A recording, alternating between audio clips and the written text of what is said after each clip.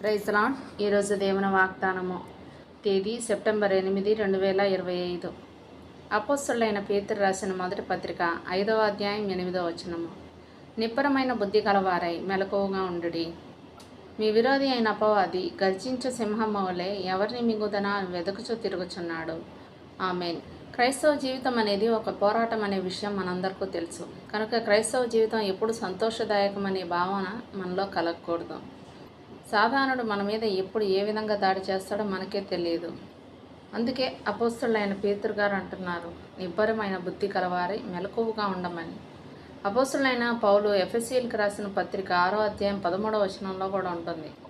అందుచేతను మీరు ఆపద్దినమందు వారిని ఎదిరించుటకును సమస్తమును నెరవేర్చిన వారై నిలవబడుటకును శక్తిమంతులగినట్లు దేవుడిచ్చే సర్వాంగ కవచమును ధరించుకొనుడి.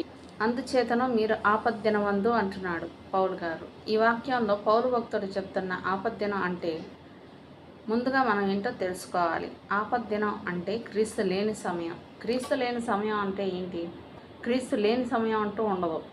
కానీ మనలో విశ్వాసం లోపించిన దినమే క్రీస్తు లేని దినం. అదే ఆపద్దినం. ఏనాడైతే మనం విశ్వాసంలో బలహీనపడతామో ఆ రోజు ఆపద్దినమే. అంటే సాతాను మన మీద దాడి చేయ దినం. కాబట్టి క్రీస్తు ఎప్పుడు మనతో ఉన్నాడనే విశ్వాసం మనం కలిగి ఉండాలి. సాతానుడు మనం విశ్వాసంలో బలహీనపడిన దినం గమనించి వాడి తంత్రాలను మన మీద ఉపయోగించడానికి ప్రయత్నం చేస్తాడు. అసలు ఈ సాతాను తంత్రం అంటే ఏంటి?